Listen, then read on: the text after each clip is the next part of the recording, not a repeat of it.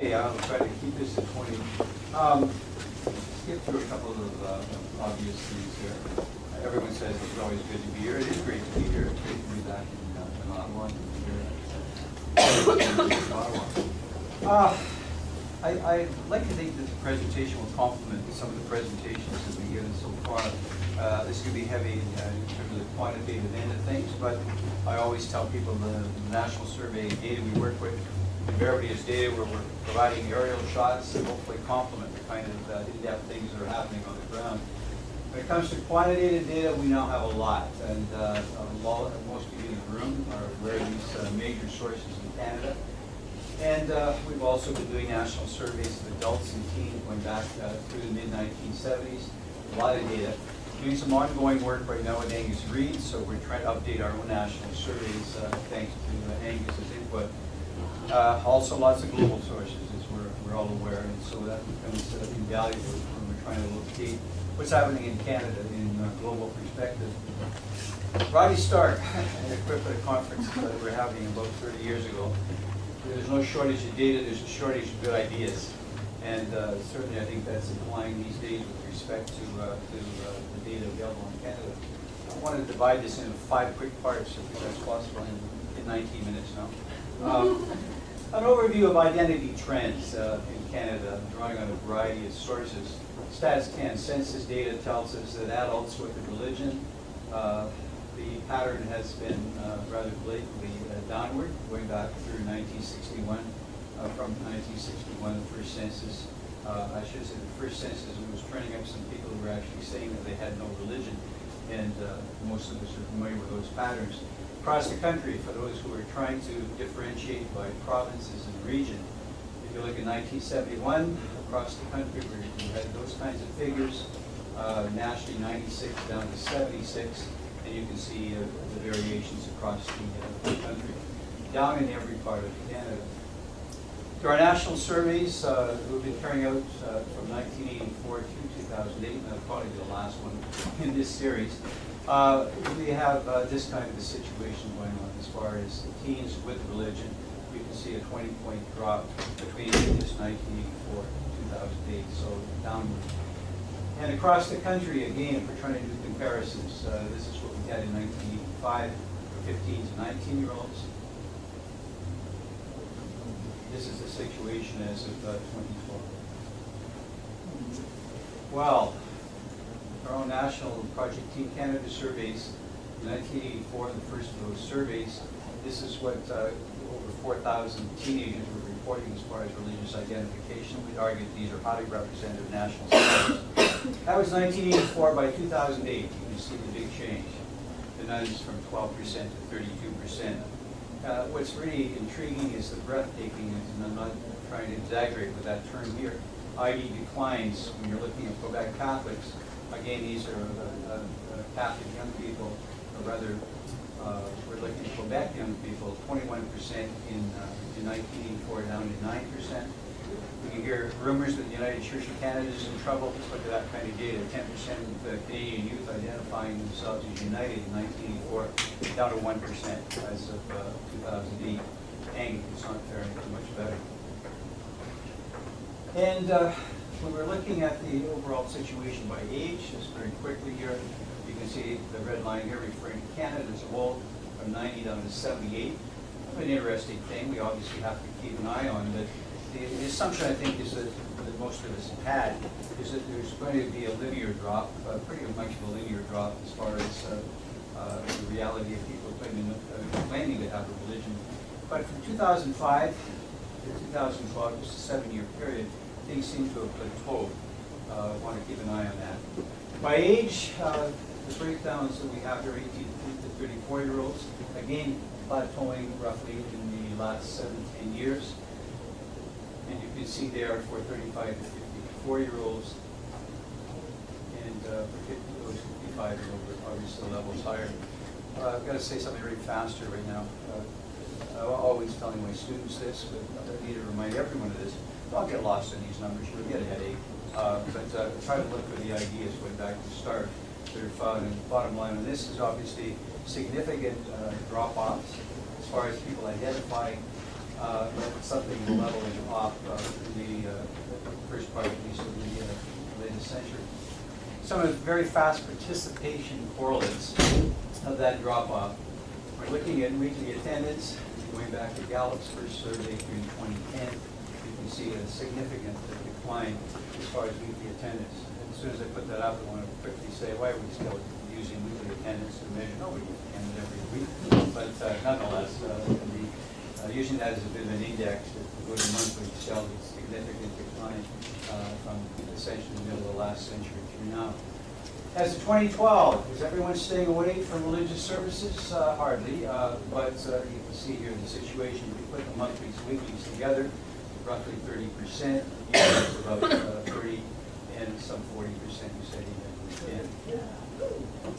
By age, here's our situation again, thanks to the GSS survey of 2012. You can see the nevers by age. Not much difference, right? Between 18 and 34-year-olds, 55 plus, we go looking at never. The yearly figures, monthly. Okay. So we're saying that these findings point to the fact there's a solid core of people continuing to value faith in Canada, but a growing core and a significant relationship in the middle, something like the politically undecided. The cliches are dropping in, they're not dropping out, just showing up every once in a while. I have been arguing for a few years now, and I'll just touch on this quickly because I want to go on to other things, but the situation in my mind adds up not to a linear-like secularization that we all have been exposed to, but rather polarization. And I've been maintaining that this is what we really have in Canada.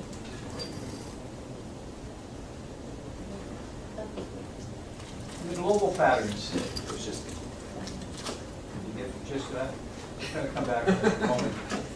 We're trying to get to the good stuff. But anyway, to look at things globally is to come, in my mind, to a very obvious conclusion. We'll try to be the shape provocative rather than give you a chance to respond at this point. Around the world, in every country, in regions within each country, there is embrace religion, reject religion, or are ambivalent to religion. It's not a very profound thing, but just something we need to be keeping in mind. That's the pattern that holds across the planet. This is the kind of data that students die over until I say that you don't have to worry about specifics, concentrate on ideas. Thanks to Gallup and others, attendance figures for a select number of countries look like that. We're talking about identification.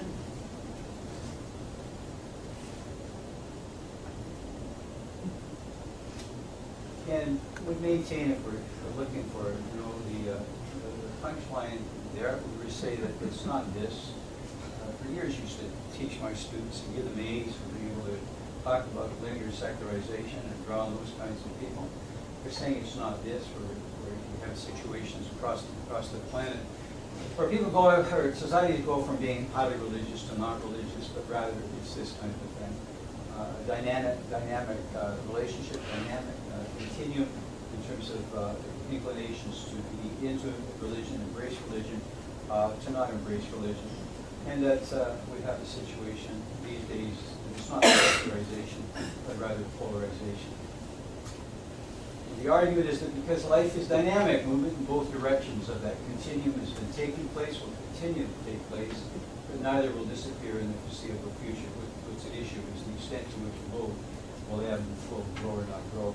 I've enjoyed in the last year going down to the States with all the alarm being expressed by religious leaders about the tremendous growth that's been documented as far as religious nuns, so-called, and saying, hey, come on, you need to locate yourself globally. The reality is this is happening all over the place, but everything is dynamic. Right now, there might be an inclination for Americans to say they have no religion, but the game's already over. It's an active marketplace. It will be fascinating to watch is the extent to which some groups then are going to ramp things up, accelerate, and try to recover market share, or fail to do that. Well, we expect the same pattern. It seems to be we'd expect the same pattern of polarization to characterize young people. So if there's anything I've learned over time with young people, rather the research we've been doing on young people, because I really tire of the extent to which we want to treat them like they're sort of a different tribe within our country and across the globe. And we would expect that if we have these things happening with adults, we would expect at least a fair amount of similarities as far as what's happening in the lives of young people. They look a lot different, seem a lot different. When all is said and done, we would expect have polarization to characterize young people. Now, how many minutes do I have? You've got 10 minutes left. Oh, I can talk a little slower. All right, just sort of the backdrop, the context. I wanted to reflect a little bit on persistent and emerging identities. An obviously important question in a variety of studies, including Canada, is how does the issue of spirituality factor into all this? We're talking religion, what about factoring in spirituality? We assume that religion and spirituality are not necessarily mutually exclusive, we all know that. Then again, think of the possibility. We can be religious and we can be spiritual. The one that gets all the ink, spiritual but not religious. Or religious but not spiritual. Positive. And let's not forget neither spiritual or religious. Now I've heard people, I'm sure you have too, pontificating about the extent to which Canadians are now into an inclination to be spiritual but not religious. A night church moderator last weekend again said that's the case in Canada. Canadians are not in a religion, but they're spiritual. So last December, teamed up with Angus Reid and said, let's ask Canadians, let's see what their perception is. So let's put some numbers on this stuff. So through the lens of Angus Reid first, self-descriptions. Angus had access to samples, of course, in the United States and in Great Britain, so we're able to overwhelm you here by not just talking about how people in Canada are self-describing, but what's happening in terms of the U.S. and Great Britain. All right, spiritual but not religious. The whole country. The moderator maybe is describing about 4 in 10 people. And you can see the situation in the United States and Britain. Religious and spiritual. I've known enough people who value faith who also see themselves as spiritual. Well, for what it's worth, that's where the Americans blow, 43%. Spiritual but not religious, as you can see it out of the 3 settings higher in Canada. Religious but not spiritual, is that possible? Well, you see the figures there, roughly 1 in 10, or a little below that. And then maybe the big one, neither spiritual nor religious. That's where the Brits actually make the all-star team here. That's being inclined to be neither spiritual nor religious. So just, as taking a quick peek at that, you can see that first, spiritual not religious, particularly common in Canada, religious and spiritual in the U.S., and neither one in Britain. Does that make sense? The sense that people who say they have no religion are nonetheless going to be spiritual. Again, you hear that generalization a lot, don't we? I mean, that was some of the responses, certainly to the Pew stuff on religious nuns in the United States. Well, self-descriptions. This is the population as a whole. Again, looking at people who are saying they have no religion, and neither spiritual nor religious is the dominant response. Spiritual but not religious, to some extent in the U.S. and Canada, roughly 4 in 10, or 2 in 10.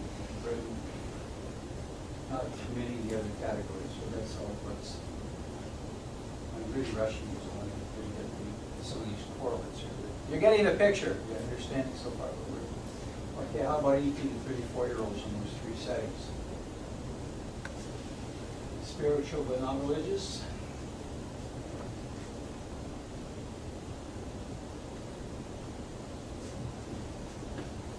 So among 18 to 34-year-olds, you can see similar levels in Canada and the United States as far as spiritual but not religious, but neither much higher in Great Britain, and that's significant certainly in the other settings as well.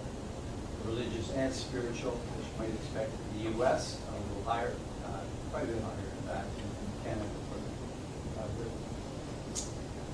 And just another couple of quick things on Tuesday data by age. The self-descriptions, you can see spiritual but not religious. We're actually looking at 44% from 55 and older, so they're spiritual but not religious.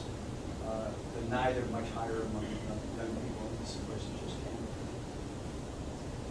Again, more data than you can absorb, but nonetheless try to at least give you the headlines with respect to how